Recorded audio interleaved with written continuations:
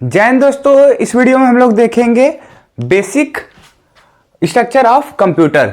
इसमें हम लोग का फोकस रहेगा इन पर जो चारों पॉइंट है। क्या चारों पॉइंट है? Input, central process unit, memory unit और आउटपुट यूनिट। इसी चारों पे हम लोग फोकस करेंगे। तो बहुत सारे बच्चे ऐसे हैं कि जाहिर सी बात है मैक्सिमम बच्चे ऐसे हैं। हम लोग के भी समय में एक ऐसा टाइम था तो मैं भी यही सोचता था कि ये क्या बेसिक स्ट्रक्चर ऑफ कंप्यूटर, इसमें पूछा ही क्या जाएगा, क्वेश्चन में तो आएगा ही नहीं एग्जाम में, यही सोच के चले जाते थे। तो लेकिन एग्जामिनर भी या जो कर लीजिए टीचर भी, वो भी तो पढ़े लिखे हैं, तो वो क्या करते थे, इसी क्वेश्चन को घुमा के दे देते थे और समझ में नहीं आता था क्या लिखें इस बेसिक स्ट्रक्चर ऑफ कंप्यूटर में, क्या लिखा जाए, क्योंकि ज़्यादा समझने लायक था ही नहीं। तो इसको हम थोड़ा सा डिटेल में जानेंगे, ज़्यादा नहीं, इनको बस थोड़ा सा ब्रीफ कर देंगे तो अच्छा मार्क्स गेन कर सकते हो। तो चलिए देखते हैं basic structure of the computer. The basic structure of the computer refer to the arrangement and interconnection of the main function unit of the computer system. कहता है कि जो ये हमारा जो बेसिक स्ट्रक्चर ऑफ कंप्यूटर है, क्या है, उसको एक तरह का अरेंजमेंट है या कह लीजिए इंटरकनेक्शन है किसके, मेन फंक्शनल यूनिट के बीच में का, जो कि हमारे कंप्यूटर सिस्टम का होता है। That work together to accept the input data and process it and restore it. और वो सब का मेन फंक्शन को जो इंटर कनेक्शन करके रखा रहता है, जैसे सीपीयू, यूएसपी और मॉनिटर जो है, कीबोर्ड है, ये सारे जो है इंटर कनेक्शन करके रखे हैं या एक तरह से सीरीज अरेंज करके रखे हैं।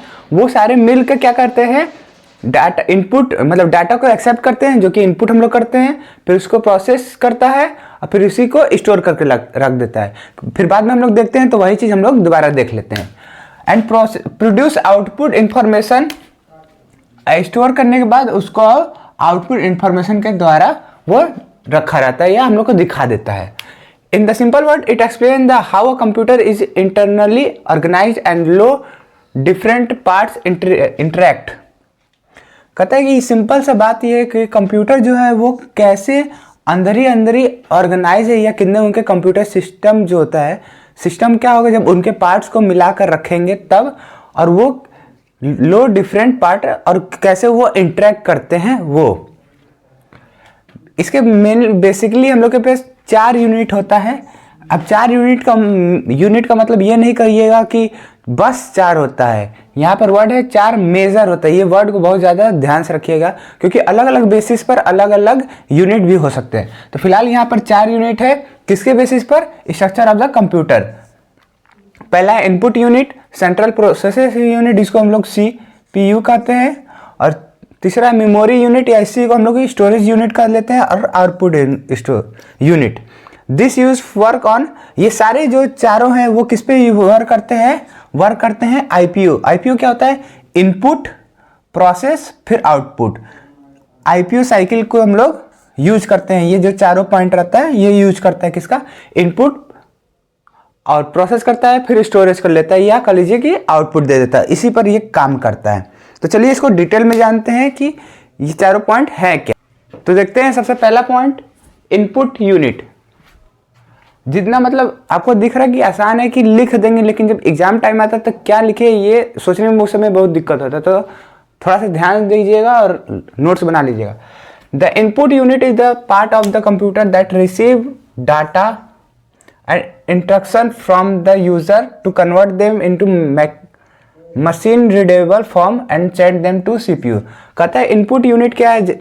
इनपुट क्या करते हैं हम लोग जो है वो मॉनिटर के द्वारा, मॉनिटर में हम लोग भेजते हैं, जैसे कि कीबोर्ड से, अपने माउस से, स्कैनर से, ये हम लोग इनपुट करते हैं। तो इनपुट से क्या होता है, वो रिसीव कर लेता है डाटा को या इंस्ट्रक्शन को हम लोग के द्वारा, फिर उसको क्या करता है, वो मशीन के रीडेबल फॉर्म में वो बनाता है कि वो मशीन पढ़ ले। जैसे कि बाइनरी फॉर्म हो गया, उसको अभी आगे हम लोग पढ़ेंगे। नंबर सिस्टम जो है वो हम लोग पढ़ेंगे। ये क्लास 9-10 वाला नंबर सिस्टम नहीं है, ये कंप्यूटर वाला नंबर सिस्टम रहेगा उस समय, जिसको हम लोग अभी फिलहाल बाइनरी बता दे रहा हूँ। बाइनरी होता है उसके अंदर, तो वो रीडेबल फॉर्म में बना लेता है और उसको सीपीयू को सेंड कर देता है।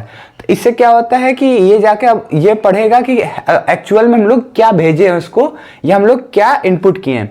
फंक्शन इसका क्या है, ये डाटा का एक्सेप्ट करता है यूजर से और ये बाइनरी फॉर्म में बदल देता है इसको, और फिर इस डाटा को क्या करता है, मेमोरी या सीपीयू में इसको भेज देता है।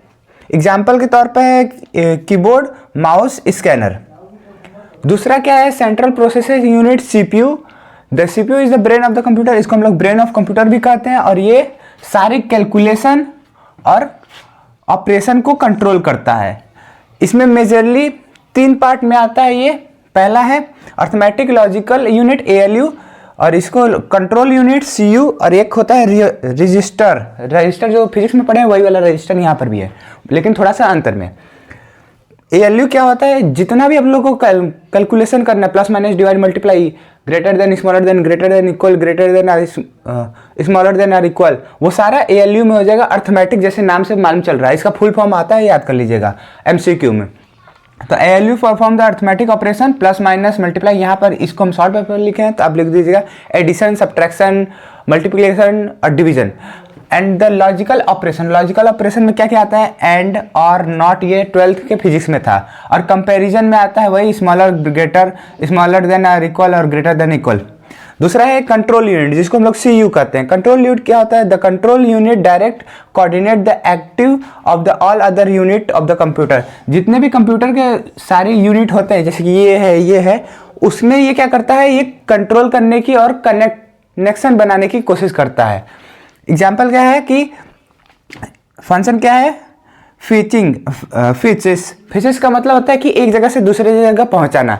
मेमोरी से हम लोग क्या करते हैं, ये लाइक सेंट्रल कंट्रोल यूनिट क्या करता है, मेमोरी से वो सीपीयू को भेज देता है। सीपीयू में क्या लगा रहता है, रैम, उसमें से वो रीड कर लेता है। इंस्ट्रक्शन फ्रॉम द मेमोरी, जो मेमोरी से वो मिला रहता है इंस्ट्रक्शन, उसके हिसाब से।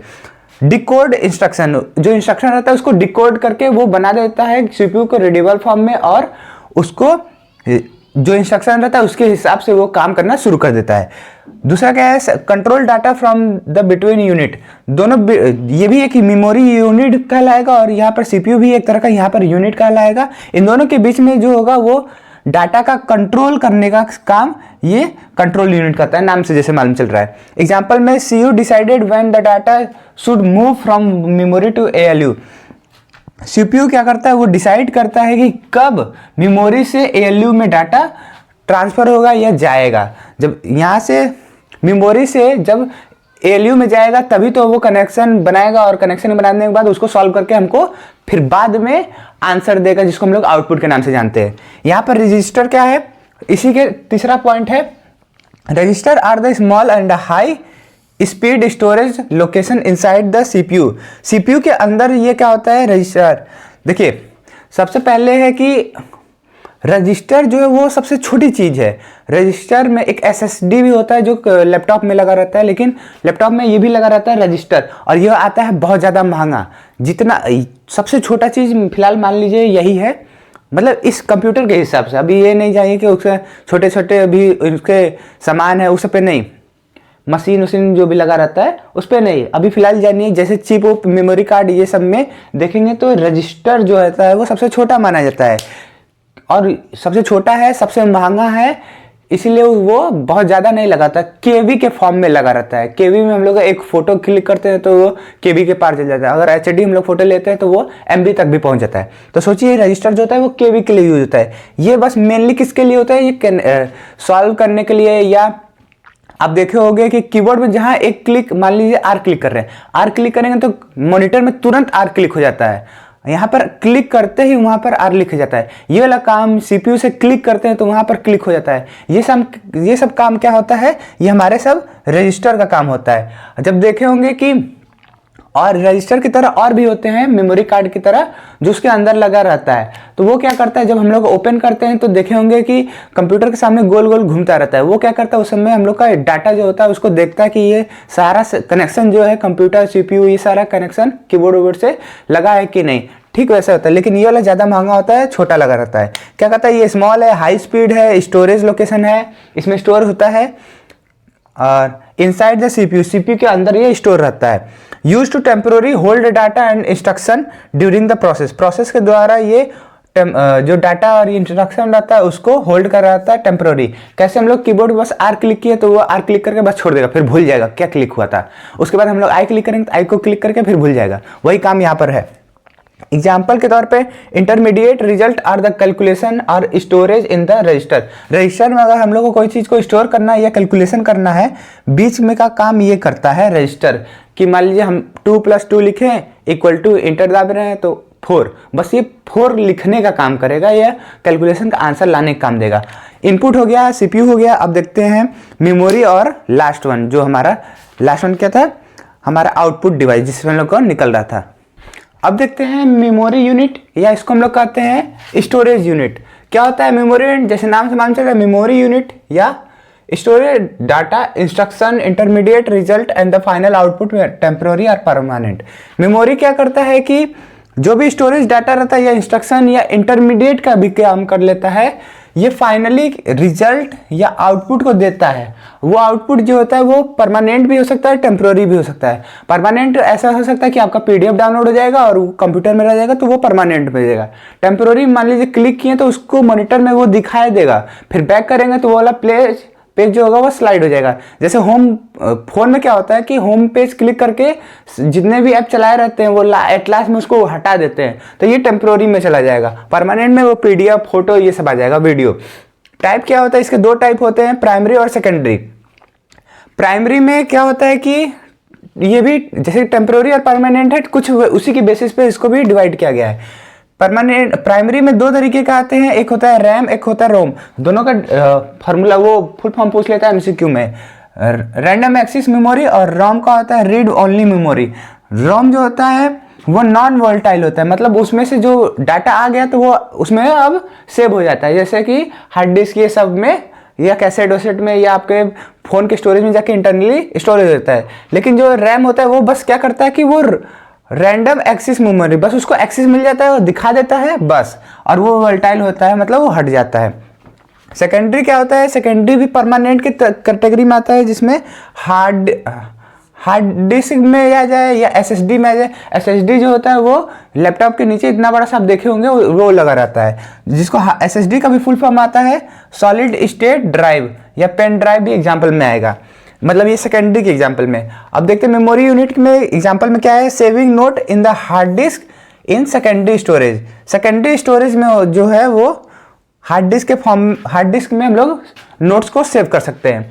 4 जो है आउटपुट यूनिट, नाम से मालूम चल रहा है जो भी पूरा प्रोसेस होगा उसको हम लोग को मॉनिटर ह्यूमंस के रीडेबल फॉर्म में दे देगा। Output convert the process data, जो प्रोसेस डाटा होता है उसको ह्यूमन रीडेबल फॉर्म में वो दे देता है, जो यूजर ने दिया था उसको प्रेजेंट कर देता है यूजर के लिए।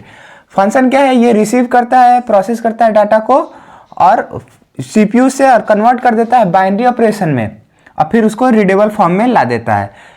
फिर से जैसे कि सीपीयू है, सीपीयू से वो कन्वर्ट करेगा बाइनरी ऑपरेशन से अपने में, फिर उसको हम लोग को दिखा देगा। सिंपल से यही बात है। एग्जाम्पल जो है मॉनिटर, प्रिंटर, स्पीकर, ये सारे जो थे वो हमारे बेसिक कंप्यूटर में